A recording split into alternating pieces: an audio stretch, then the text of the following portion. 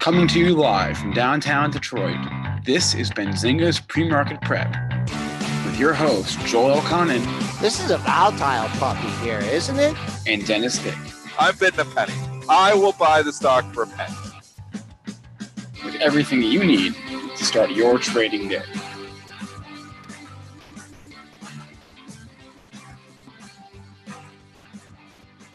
Good morning, everybody. Welcome to this Wednesday edition of Benzinga's Pre-Market Prep. I'm Spencer Israel.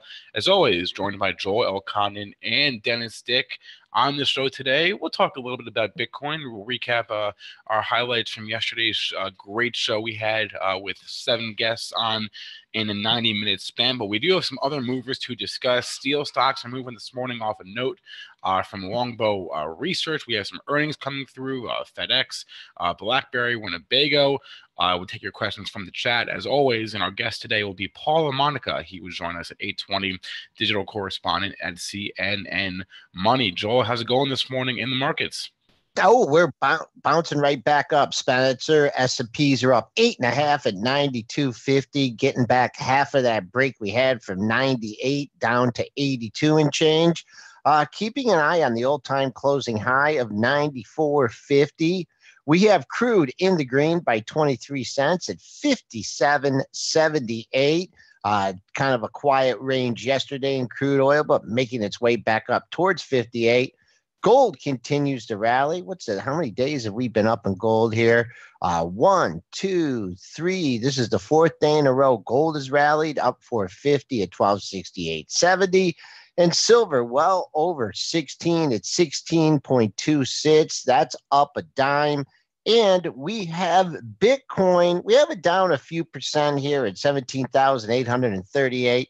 There was a flash crash. I don't know what exchange it was on. It didn't knock me out of any of my positions. But anyways, just holding up here at the 17,800 level. And folks, I got some bad news. Dennis is under the weather, so he's going to join us here. But if he cuts out, we're just going to have to let him go and hope he gets better. Dennis, how you doing? I've got some type of flu bug going on, and I feel like I could be sick to my stomach. So hopefully I don't get sick on anyone here. But I'm fighting through it for you guys. I'm fighting through it. So hopefully I can make it through the show. But it's a little bit of a rough one. But I got a million positions on anyway. So I said to Joel, I got to be here anyways because I got to trade out of these positions. So that's where we're at.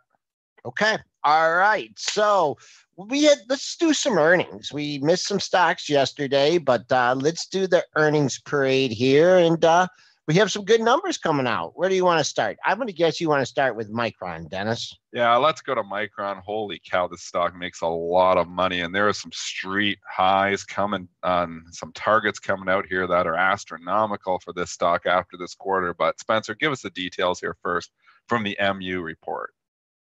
Micron Q1 adjusted EPS of $2.45 versus a $2.19 estimate. Sales of $6.803 billion for $6.41 billion. So a beat on the sales number, a beat on the EPS number.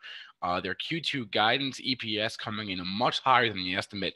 $2.03 was the estimate. $2.51 to $2.65 is the expected guidance EPS for Q2. Sales guidance coming in higher as well. $6.19 billion was the estimate. 6.8 to 7.2 billion is what they see really for the quarter. So a huge beat on the guidance, top and the bottom. Huge beat on the earnings, top and bottom as well. Everybody raising their price target. So Micron's price target going up at Stifel from 65 to 75. Rosenblatt's coming out with an $85 price target. 55 to 60 at Deutsche Bank. I mean, if you just do the quick math on this, though, like how much did they make this quarter? Maybe it's their big quarter, but holy cow. $2.45 is what cow. I mean, this thing, and somebody was saying that I saw it go through my timeline, like this thing could make $9-10. I mean, this is your value tech right here. Like, holy cow, it was their best, making that kind of money. I don't know how it missed my value filters. I'm a value guy, and man, it would have been good. It didn't miss Sean Udall. He's been in it for a long time, but holy cow, it's a lot of money. All right, we're bunching up here at the $47 level. Someone is targeting that area, perhaps. We'll see what happens when the real liquidity comes in. But you have a pre-market high at $47.20, right? So that's where you're trading now. And there's two numbers I could give you on this one. One would be the other high you had in the 47 handle at 47.60.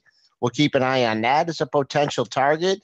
And then above that, you have your 1128 high at 48.86. So, man, it's gone a long ways. If it didn't hold 47 off the hop, you could see a little bit of downside, but we're trading just off the high. So I don't know. I don't see why we can't give that 47.60 a shot here off the open. Yeah, and if you have anybody that's analyzing it off those numbers and the blowaway numbers, they're looking at this and saying, I'm buying any pullback. So even if you do pull back, I think there's underneath demand for this thing now. I don't know if it's going to see the highs of 50, probably not today, but I think that could be within range, maybe even by the end of the year if the buying pressure continues here. Impressive quarter from Micron. It's dragging up all the semis. I mean, Applied Materials is trading up 2.5% here this morning. You could just go across the board. Even the Intels and the AMDs are up significantly. Intel's trade up 79 cents. AMD's trade up over 1% this morning. Nvidia's trading up 1% this morning. So, just across the board, you're seeing a lot of strength in chips and semis. What about any overhead supply you worried about here, Dennis? You did have that big fall. I don't think there's a list, but it wasn't up there for long. So now you look at 47, it was up there for 2 or 3 days. So yeah, it gets near 50. I think there's going to be some people taking profits, but it's not like a trade up there for a long period of time. It was only up there for 3 or 4 days. So I don't know how much supply you got over there. Good point, though. You do have a trio of highs if things get really crazy. From 49.63 to 49.89. That was on November 21st, 22nd, and 24th. So if you really get going, there's a potential target for you. Big target, big time. Jump over to FedEx earnings. It's trading up here this morning as well as his new all-times highs for FDX. If I'm trading it from a day trading perspective, I'm thinking about that 250 number just because it's a big whole psychological number. I'll go to the book and check that out. In the meantime, Spencer is going to give you the numbers. FedEx Q2 adjusted EPS of $3.18 versus a $2.89 estimate. Sales of $16.3 billion versus $15.68 billion. So a beat on the top and a beat on the bottom for the Q2. They weren't able to provide a fiscal year 18 outlook on a GAAP basis, but before adjustments, their EPS for the fiscal year is $11.45 to $12.05. The estimate was $12.47. So on a before an adjustment, their fiscal year EPS missed by about 40 cents. Book is empty right now. I don't know if you're going to get any bigger orders, but the biggest order I see is at 250, and it's only 3,100 shares, so it's basically nothing. Not saying that can't grow in the next hour and a half, but not much in the book. Boy, oh boy. And do you have the comments that the CEO made regarding if like the tax bill goes through, that what they're going to do with ramping up not production, but hiring and stuff? Do you have that at all? No, I don't, but I can pull it up real fast. Yeah, I saw it on CNBC. Your initial spike took it to 249.50. Had a pretty good range after that, bounced as low as 243. But what you have right now, and this is just since that 4 a.m. open, looks like there's a seller. Someone's targeting 249 here. I'm just calling that light resistance because after you had that big spike to 249.50, you haven't been able to clear 249. So that's a target, and then pre-market high at 249.5, and obviously 250, nice round number here, but you're just blowing away all-time highs here. Total breakout mode for FedEx, former all-time high. That was made a few days ago at 43.75. Doesn't look like that's going to come into play today. Brother-in-law UPS trading up a little bit here in the pre-market, just over $120. If I go to the UPS book, I do see a 5,700 share order in the New York book at 120. That's not much though. It's only traded 3,700 shares.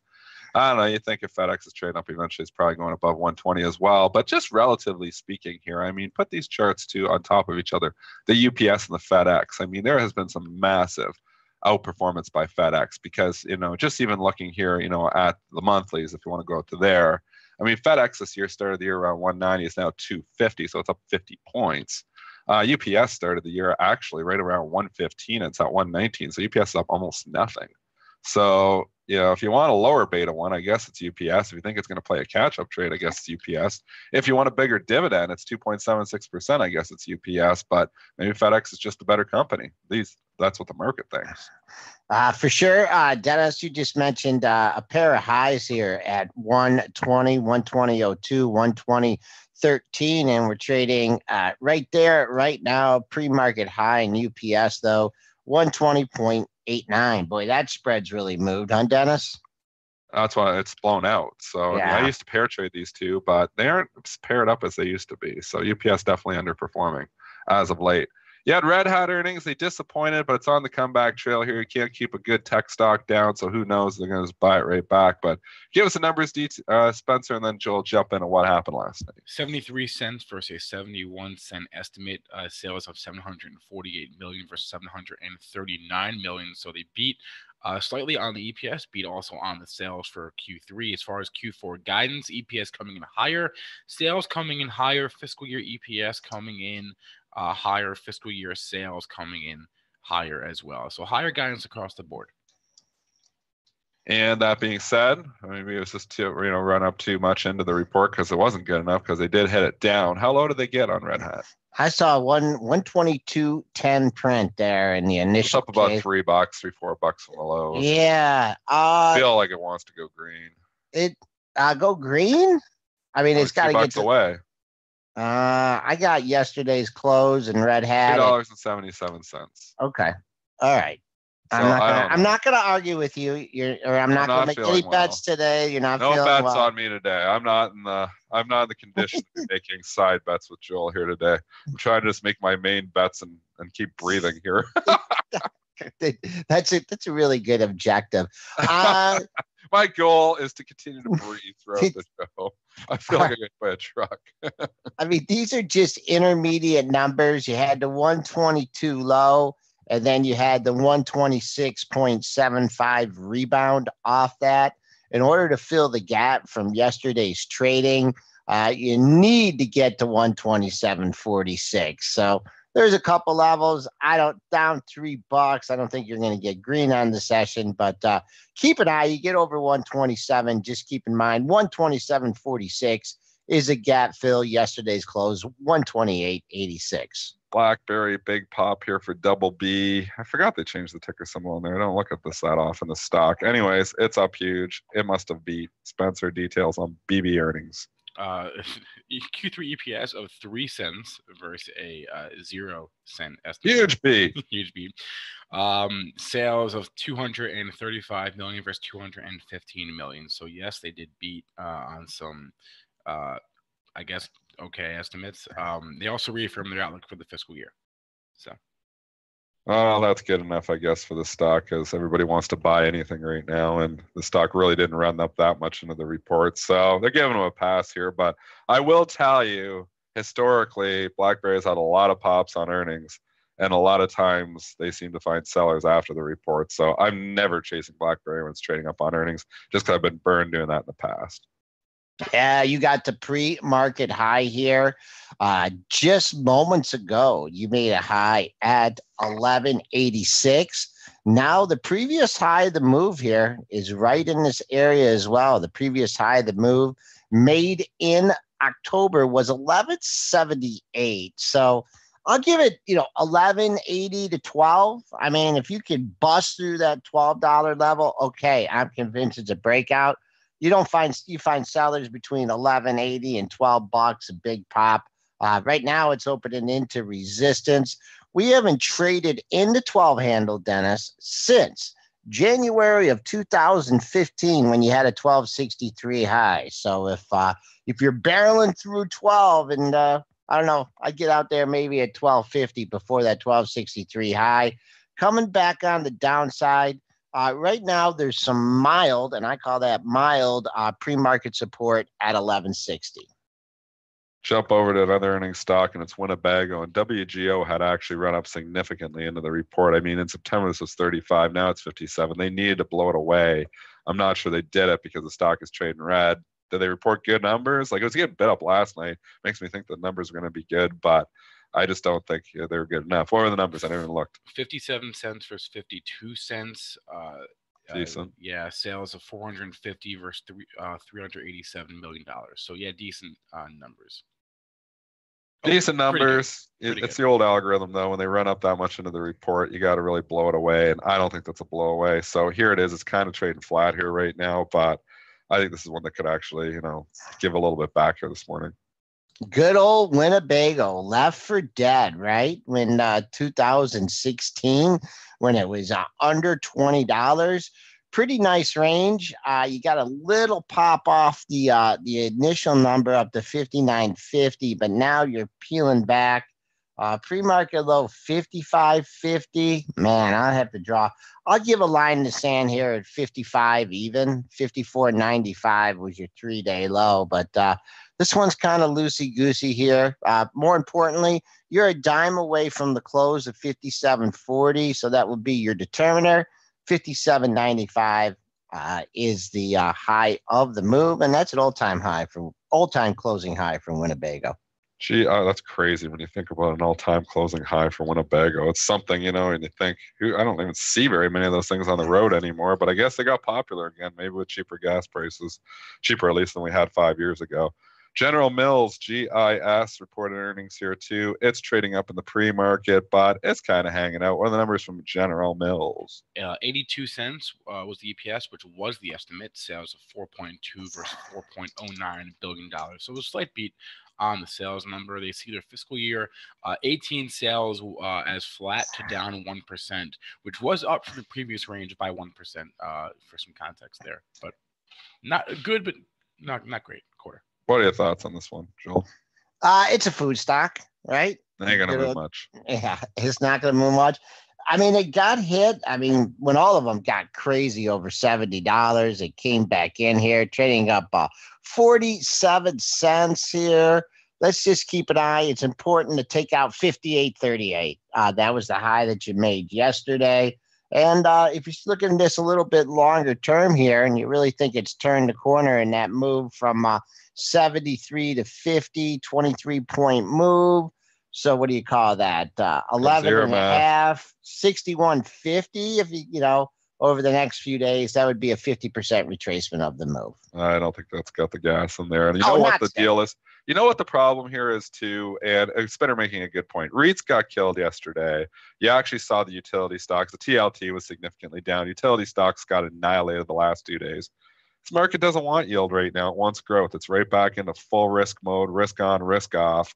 General Mills is not, your growth stock here that the market wants. So it's the sector probably is not going to be, the sector that I would say is in favor here right now. It's we're in full on growth mode here.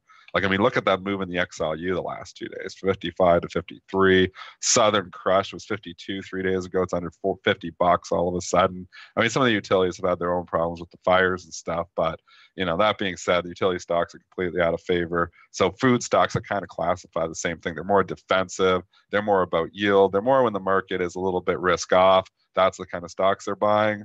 I don't feel like this is the kind of stock this market wants right now. What about T and Verizon? Are those things finally ready to cave? They're their own animals. And I don't know what is going on. Those usually trade with the TLT, with the bonds. And they were down yesterday. And they do look like they're getting a little bit top heavy. I mean, AT&T is up a major resistance point. I mean, a month ago when it was under $33, everybody on CNBC was saying, I don't know if the dividend's safe. Now they're all saying they love it. They just all chase price. But anyways, AT&T up at $39 or almost $39 2 days ago. They got a little bit back. Trading up a bit here this morning. I'm a fader of pops on these things now. I think they've had a big enough run. I like the red candle from yesterday. They do set up for a 2-day move. If you could see that continued weakness there in the dividend and the yield plays. I mean, TLT is down another 93 cents here today. Hey, so I kind of like the AT&T short play. When does it go X? Do you have that in front of you? I know that's a good point. And we always say AT&T and Verizon run up ahead of the ex-dividend date. I feel like it's not till January though. Let's go take a look. All right. AT&T ex-dividend day is January 9th. So you're a little ways away. You're almost, you're 3-4 weeks away. It's a little early. Well, 3 weeks away. You're a little early. It's kind of already had its run, though. So I don't know. All right, Spencer, we got Mr. LaMonica coming on from CNN. We do. Paul LaMonica. He's a digital correspondent at CNNMoney. He'll be joining us in a moment, so we'll be right back.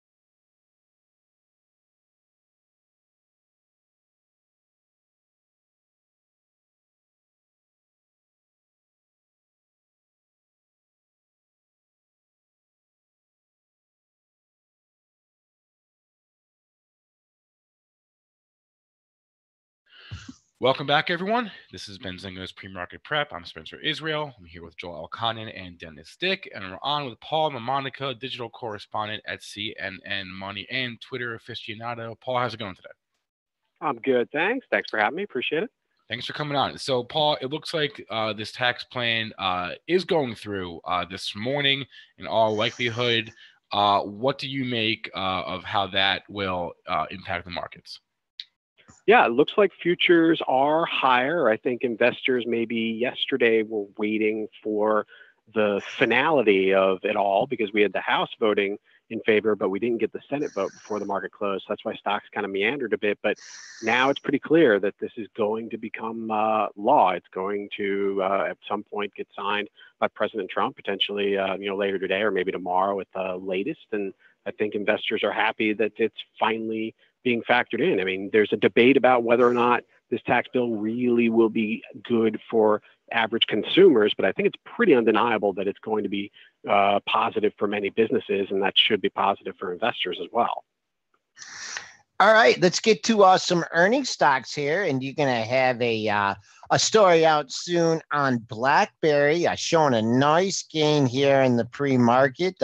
A good report, up 95 cents at 11.82. Give us a little preview of that article, Paul. Yeah, what's really fascinating here is that BlackBerry is continuing its transformation from what had sadly become a third-rate hardware company because they got left behind in the smartphone revolution, and we're still sticking with QWERTY keyboard phones on their own operating system while everyone was buying iPhones and Android phones. And they are now licensing much of their software. They're doing a lot more with Internet of Things and connected cars because their QNX software division. And as a result of that, they now are generating big sales from software. It's 85% of total revenue, and that's improved the profit margins pretty significantly. We've set a record this quarter because software is much more profitable than the very cutthroat world of hardware, where you've got a lot of people often slashing prices to gain market share, and that does damage to your margins. Right, the former high-flying tech stock on the recovery. We talked about it earlier. This thing has a little bit of history of giving back some gains after a huge report, but we'll see if it can clear that $12 hurdle. Hasn't been in 12 since 2015, January. Rotation. And boy, oh boy, Fang kind of thrown out the door, but comes roaring back. Value. Who needs value? Growth is what we need. General Mills, you had beats on revenue, solid cereal sales. You love the chocolate peanut butter Cheerios. Yes, I do. Maybe too much. Is that enough for you to keep interest in this stock, or you just think it's too much out of favor? I think the problem that General Mills still has is the yogurt side of the business has clearly been hit pretty hard. And that has been something that's a problem because sadly for General Mills, I think the only thing that I like more than their new chocolate peanut butter Cheerios is Chobani yogurt flips, which are not made by General Mills. So enough about my breakfast habits. I think in full honesty, what General Mills really needs to do is they probably need to do even more to focus on organic, healthier foods. That's clearly a trend that we are seeing now, obviously, and it's a reason why some other food companies were seeing consolidation. I mean, we had the Campbell Soup deal just a few days ago, to make a big acquisition. Obviously, that's something that I think investors were keeping an eye on, and then even Hershey as well. You had the Hershey acquisition to boost its snack portfolio, and that's going to be interesting as well. Campbell is buying the pretzel company Snyder's Lance, and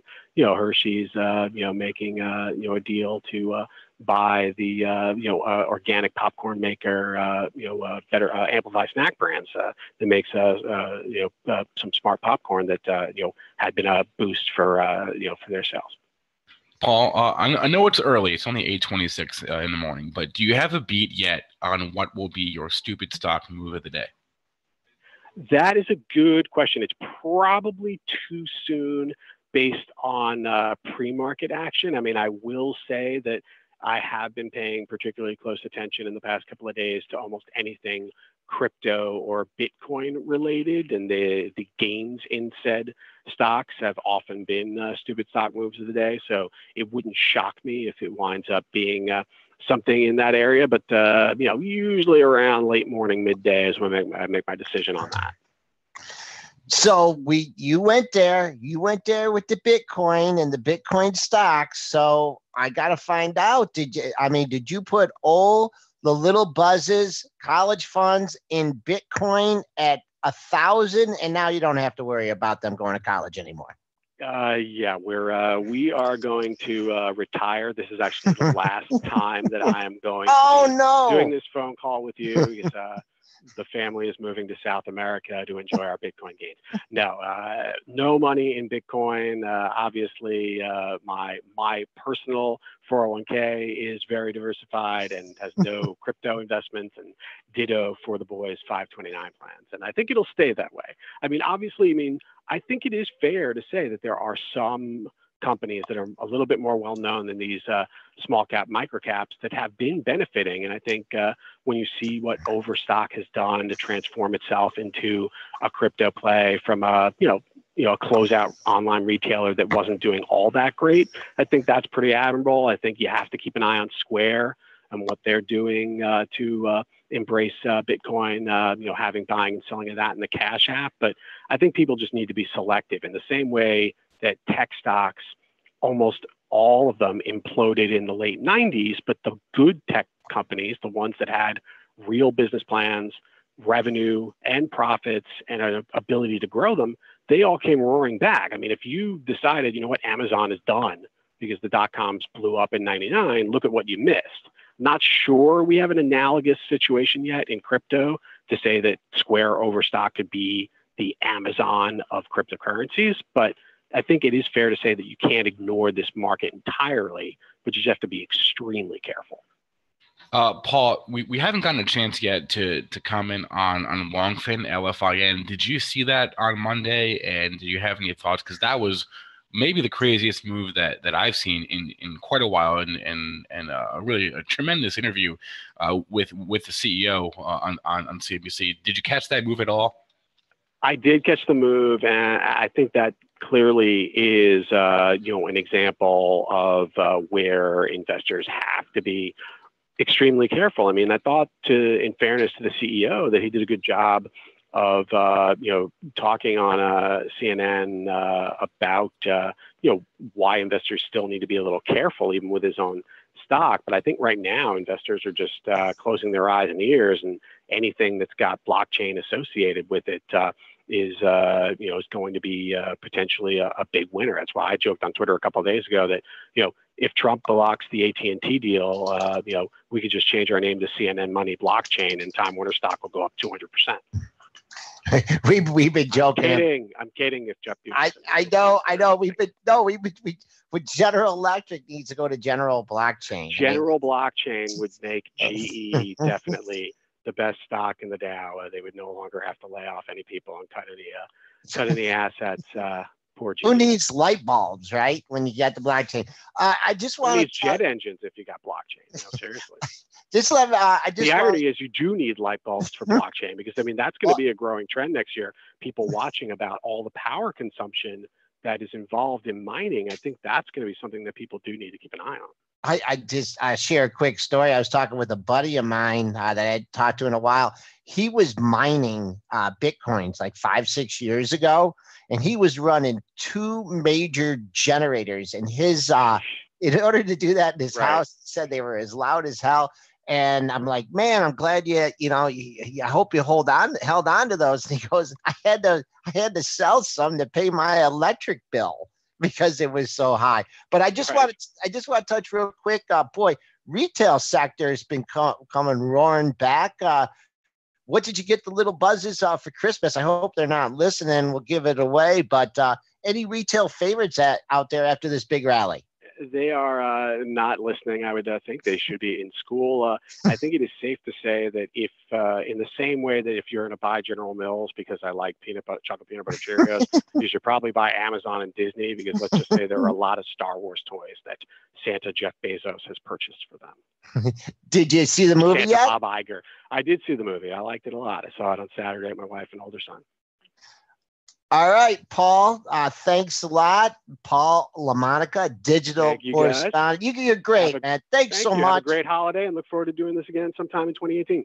I hope you're not taking any time off during the holidays, because then my Twitter feed will be pretty quiet. The Twitter feed is going to go pretty dark come Friday. I'll be out next week. That's okay. There you go. Thanks, Paul. All righty. Have a good one. All right, 832 S&P futures hanging near the high of the session here. Your high is 93.5, trading at 93 even. Stock I like, or not stock, the number I like on the upside is our all-time closing high at 94.50. We did that a couple days ago.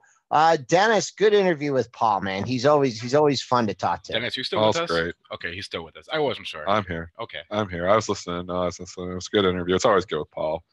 This news that Spinner's bringing it to us there, just saying NETE blockchain news at 8:30. So just right, at 8:30:00. NetElement launches. This is from Global Newswire. NetElement launches business unit focused on blockchain technology. So NETE is the stock. I just watched the stock pop 50% because they mentioned blockchain. We joked about it on the show with Paul 3 minutes ago. Here's a company that says, just using it. I mean, this is getting to a point of ridiculousness now. You just mentioned blockchain and you're gone. This is rocket different. ship mode. This is Dennis, and we're going to have to do some serious analysis of this, because what you had during the internet bubble, right, the tech bubble, was these companies coming out, IPOing at, way above the offering price, running up and crashing. Here, it's not an IPO situation. It's all these stocks that are listed, man. It's going to be hard to pick the top in this one, because, how long will it take for these companies to say they're going into crypto to actually show it on their profits on their balance sheet? And you can't come in and short these. Like, everybody's scared to death. You see the moves in stocks like Riot. You see the stocks and moves like Alphin. Alphin is absolutely ridiculous. When you look at LFIN, the CEO comes on CNBC Fast Money on Friday night. Or was it Friday night? No, Monday. It was Monday. It was Monday around like 5. Monday night. So Friday night they announced that they were doing that acquisition, and then Friday night he comes on, or Monday night he comes on the interview. Basically says that his stock price is not justified. I watched it go from 80 down to like $55. It collapses on in the comments. It's right back. It comes right back. Nobody cares. Oh, stock price. CEO says stock price not justified. Who cares? Bye. It's a full-on mania, man. They mention anything, and this all ends badly, guys. There's no good ending here, so it's a matter of getting out before the parade ends. And if you're stuck, if you're one of the last ones in, you're going to lose a lot of money. Now, you can make a lot of money in the meantime. So I'm not saying don't trade them. I'm saying don't throw these in your investment portfolio and forget about that, because these will all lose you money, in my opinion, in the long run. Short run, these things are making you a lot of money. So, if you could trade them, you can get on the news early, so be it. Go for it. But high risk, high return, I guess. But I still think long term, I think all of these companies, the Riots, the Long Fins, even NET getting a pop here right now, I think all of these companies are back down to earth, in a couple months after, maybe even less than that, maybe even a couple weeks. But in the meantime, how do you short it? You can't come in here and say, okay, it's $76 long fin. I'm just going to sell it short here because this is dumb. I think we joked on the Monday show. Remember on Alpha?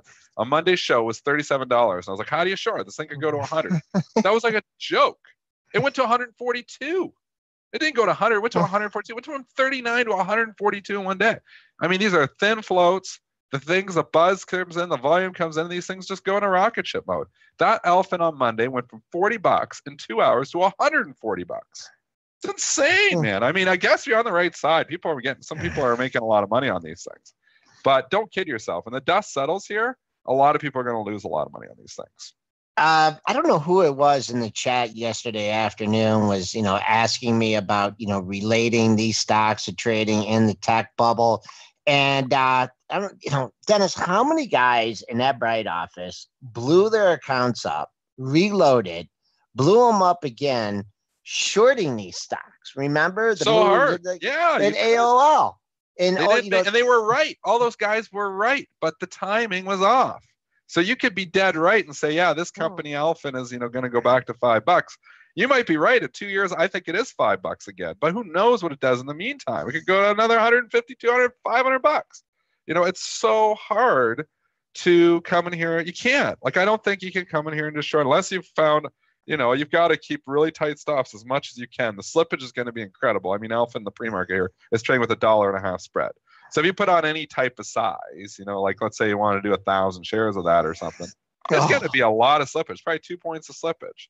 So you got 2 points of slippage just to start the trade. That's a lot, on a 1,000 share trade, you're talking $2,000 worth of slippage. I'm not in business to pay $2,000 worth of slippage, so I don't trade this kind of stuff.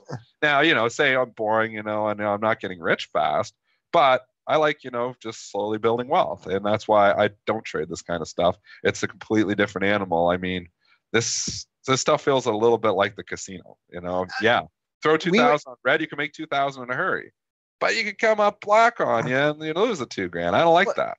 What about the halt when this thing went up to when Alphan, went up to 142.82? Then it had the halt, and then it dropped like $50. Even if you were just tooling around with 100 shares. I mean, there you go. I mean, what's the one they halted? What was the one they halted yesterday, Spencer? At 8:30, they halted the one crypto stock.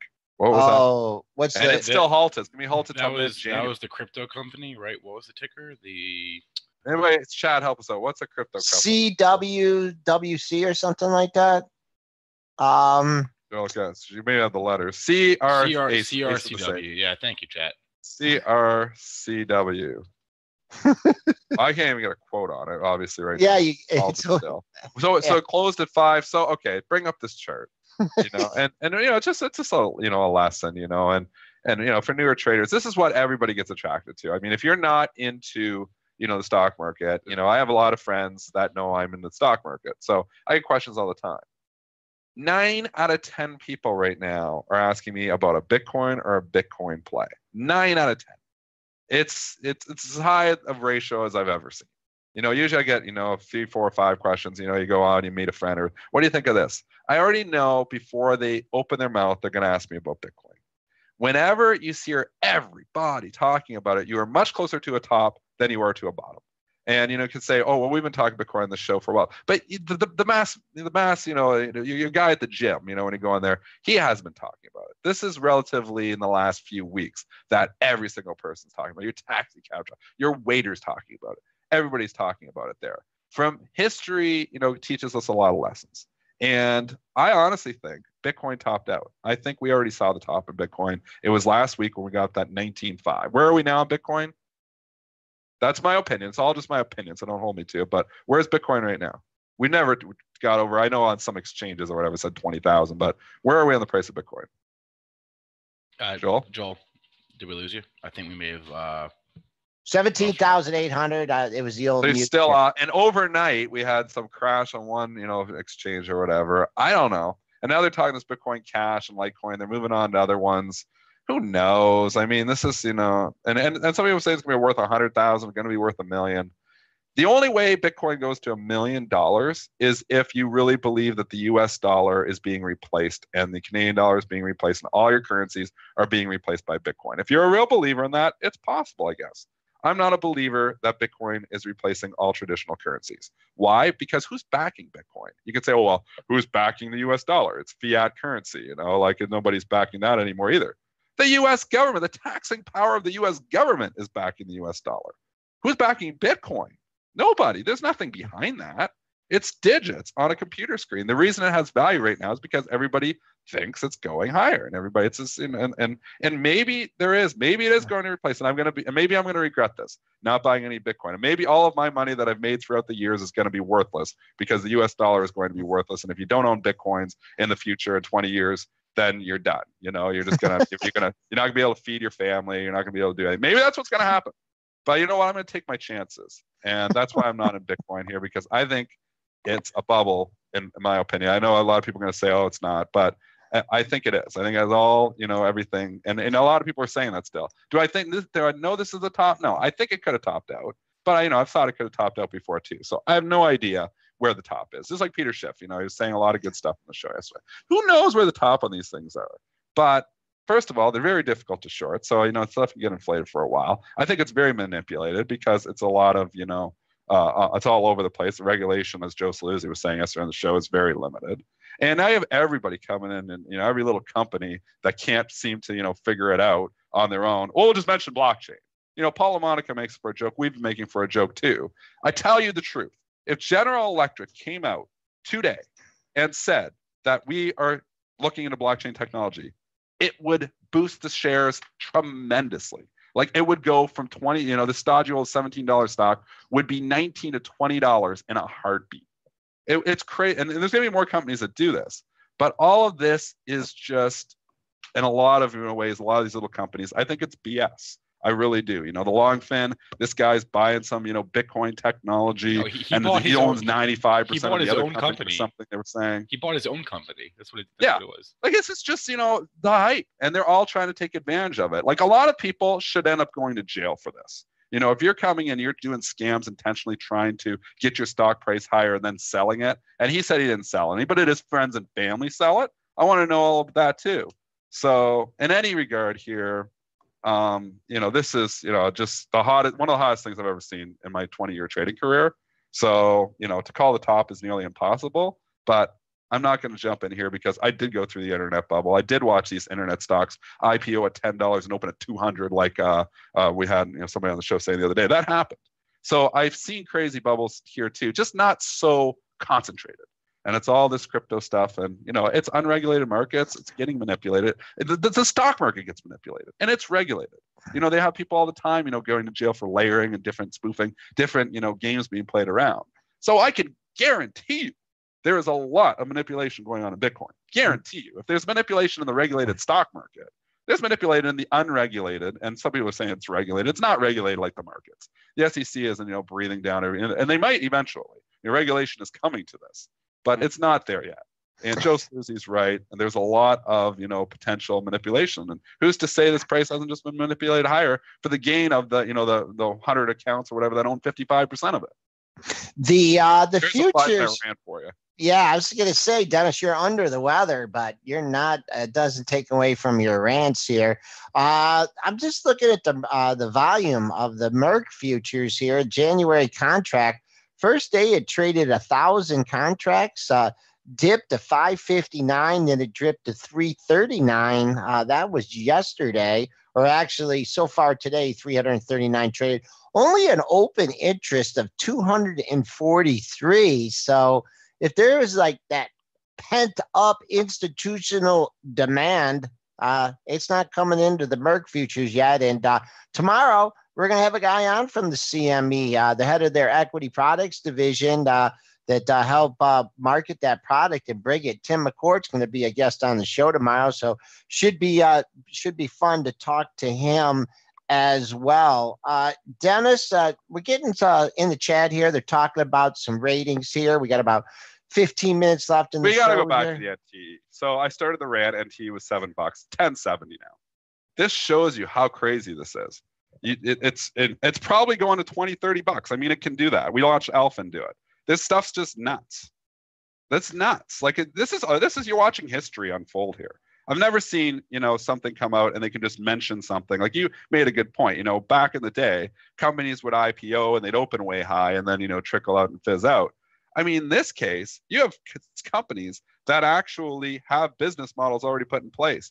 They mention Bitcoin or blockchain technology in a press release, and they go up 2, 3, 4, 5, 700% in days. Holy cow! The media is incredible. In hours, in seconds here. We're 15 minutes later. The thing just doubled since the press release.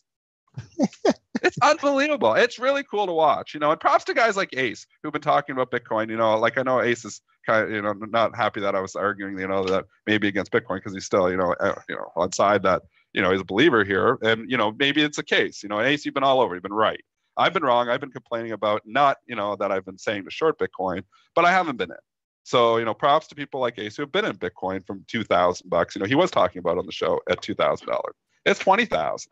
Well, but I don't know what? It could go to 50,000, go to 100,000. Who knows where it's going? But I just think at the end of the day, I don't believe it can replace the US dollar. So when you start talking, and there's a lot of people thinking this can go to $1 million. Well, it's a $21 trillion market cap. Then let's do the math. So if Bitcoin goes to 21 or to $1 million a coin, that means it's worth $21 trillion. The entire wealth of the world right now is $240 trillion. So you're saying that Bitcoin is going to be 10% of all the money that's been accumulated in the world throughout the history of time. That's incredible. So it has to, the only way for it to do that, unless it's just, crazy, is if it's replacing traditional currency. And if you're believing that, and if it does, congratulations. I'm going to be wrong because I'm not going to be in it. But wow, you look at something that's NTETE, I guess you just buy it. We see that press release. The algos are all over. I mean, you talk about algorithmic trading. The algos are all over this. They come with blockchain, boom, they hit it hard. And I can guarantee you, there is everybody, every high frequency trader, everybody who can run algorithmic systems, scraping news right now for anything to do with blockchain, because you cannot make money as fast as we got to find out. Hey, listen, I want to jump in here because they're sure. Courtesy of Brent on our news desk. There are other stocks that are moving this exact same way today that all mention crypto or Bitcoin or blockchain in a PR this morning. I'm going to put them in the chat right now. So NETE we've been discussing, NXTD, SSC, NVFY, and GSU. All today. All this morning. You're going to start seeing 20, 30 companies a day coming out and doing this. And eventually it's not going to move them. So you got to go out there and do it fast. These companies really want to manipulate their prices higher. And that's what I'm going to say it is. It's almost like, flat out trying to manipulate your price higher. And unless they've really got the real stuff and they're really, going to do it legitimately, and they really, are changing their whole business model. But I think some of these are just coming out with press releases to take advantage of the mania and pump their prices up. And I think they're probably dumping stock. And if they are doing that, a lot of those people in those companies should go to jail. But in my opinion, if I could play devil's advocate here for a minute there, Dennis, what if I'm these companies and I'm genuinely trying to grow my business and I can't control. Don't yell at Spencer. I want to know. I can't control my stock price, Dennis. Position. I want to know that nobody sold, though. I want to know on Alphin right now. Okay, Buddy says, CEO is on there. I didn't sell a share. He didn't say his friends didn't sell a share. He didn't say his wife didn't sell a share. He didn't say his family didn't sell a share. I want to know all of your friends, all of your family, all of your business connections. I want to know that none of them sold shares. And if that didn't, okay, fine. That's fine to do then. If you're really, sincerely, just coming out here, trying to change your business model, got to go on this blockchain technology, then fine. But if there's people that are coming out here, and I guarantee you it's going to be happening, that are just coming out to take advantage of the mania and then turning around and dumping their shares, 3-4 days later into the spikes, and their business associates and friends are all doing that, some people should go to jail. All right. In my opinion. I've had a 10-minute rant. That was maybe one of your best rants ever, I think, Dennis. That was. And I'm sick. And he's sick. That was tremendous. Maybe that's how you get me ranted. Give me the flu, and I'll get angry about that. Dude, but I don't know, Bitcoin's fine. That's a mania. That is what it is. But all these companies trying to take advantage of the blockchain mania. Just let's mention blockchain. They're sitting behind closed doors. Some of these guys. How do we take advantage of this? Okay, well we'll get into the blockchain. Let's put out the press release right now, though, and then we'll worry about the details after. I want to see detailed business plans. I want to see that nobody's selling stock. That's what I want to see. And if you're just doing it to get your price up, and you guys and insiders are turning around and selling shares, they should all go to jail, in my opinion. Okay, all right. Whew, man, Dennis, do you need a towel? You should be sweating there. You're foaming at the mouth. Foaming at the mouth. All right. So, dog syndrome. No, Dennis, let's talk about real stocks and real ratings and real fundamentals here. So let's do some ratings here. All right. There's a big note this morning from Longbow Research. Chris Olin at Longbow is upgrading steel stocks. He's upgrading Nucor, AK Steel, Steel Dynamics, NUS Steel, all to buys, all trading up this morning, or at least the ones that I checked, trading up this morning. On that news. Where were you 2 months ago? That's what I'm going to say to this. X is up from 24 to 34. Now you're upgrading it. NUE is up from 54 to 63. Full disclosure, I own NUE in my investment portfolio. Now you're upgrading it. AKS has went from the lows of 4 to 553. Late to the party. Late to the party is what I'm going to say. Sure, they're going to get a lift. Every analyst is influential here, but this is a classic example of chasing price. Let's just, I'll just give you just quick levels here for AK Steel trading up 21 cents in the pre-market. In order to fill your 1030 gap, you need to get to 5.85. So we'll keep an eye on that one. X trading up 86 cents at the pre-market, 34.70. Keeping an eye on 34.93. That was your high in April of this year, only 23 cents away. Jump over here to other ratings, Spencer. I did see a few. Wendy's catching an upgrade. Man, all this stuff seems so boring. You know who was on this? It seems so boring. I just want to go back and look into ETE. It's up at 12 now. It's like, okay, I can look at Wendy's and then might trade, in the next 10 minutes. I look at this at ETE, and it's up 139% now. I can't. Everything's so boring compared to this. Hats off to Spinner.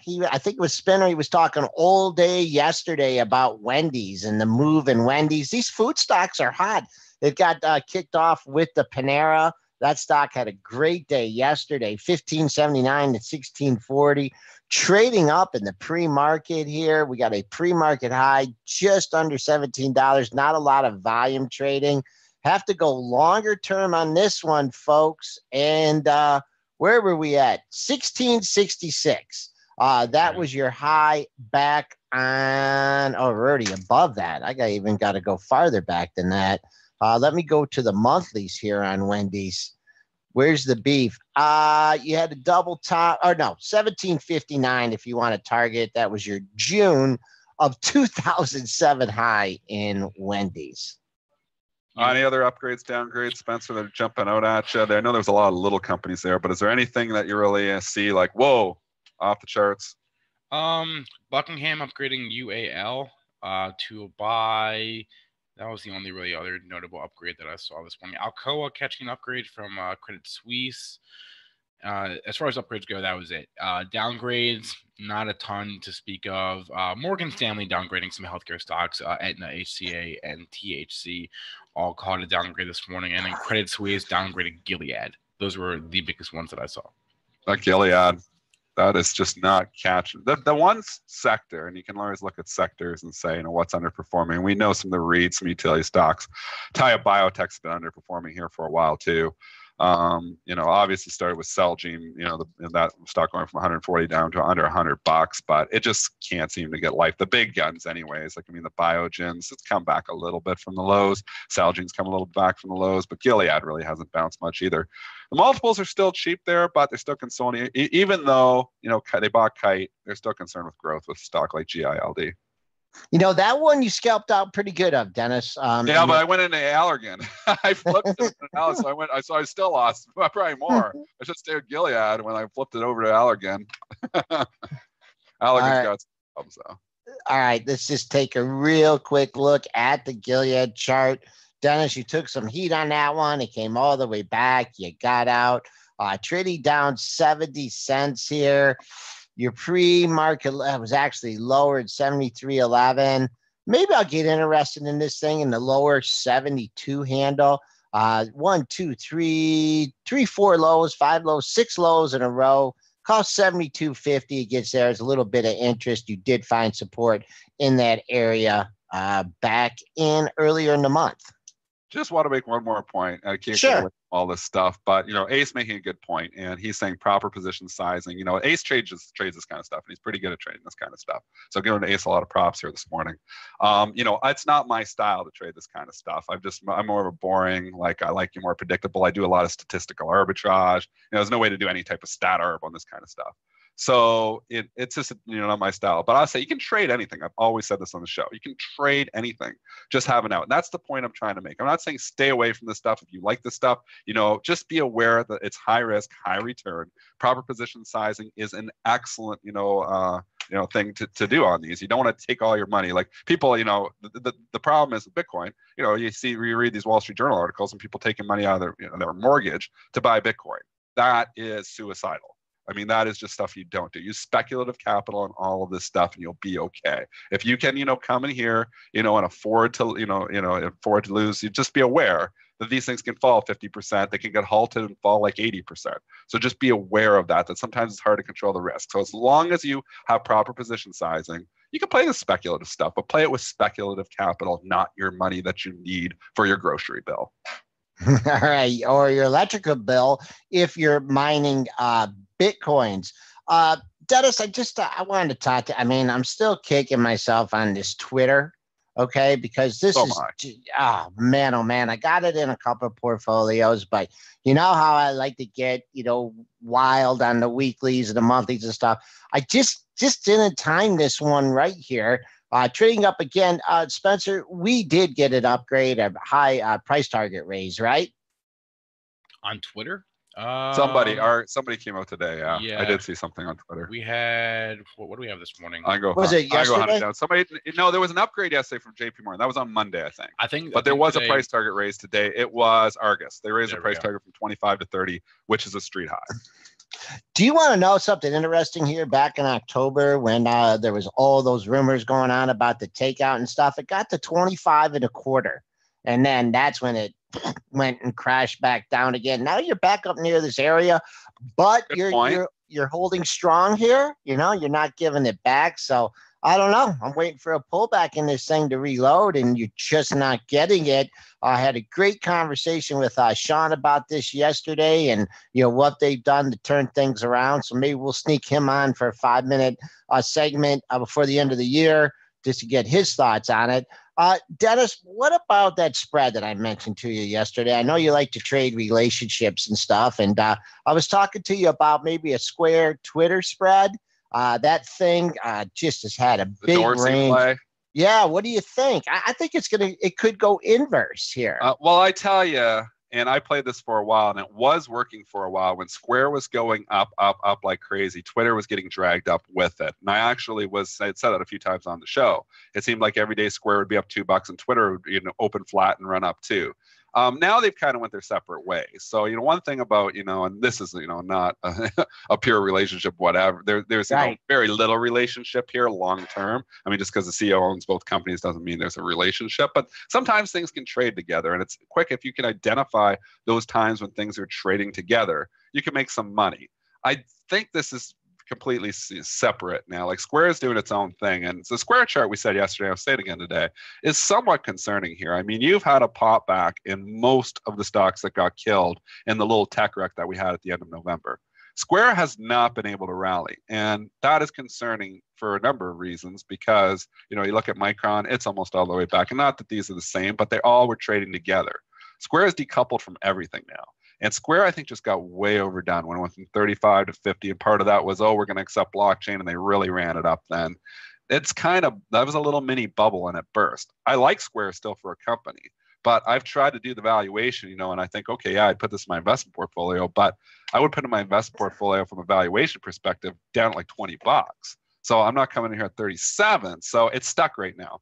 The growth, is the growth guys are, laying off this right now. The value guys are a lot lower. So it's stuck right now. I think, it needs, once it gets above 40, then, the growth guys, the people who are breakouts will start picking it up again. But if it starts breaking down below the low of the move, which is 35.80, and starts testing that 35 lows that we had, this thing could be $30. So I'd say it's kind of in a range, and I would go with the winner. If it starts breaking down below 35, I think it could see 30. If it starts breaking above 40 again, then it could be off to the races. So it's kind of dead money until we see which side wins.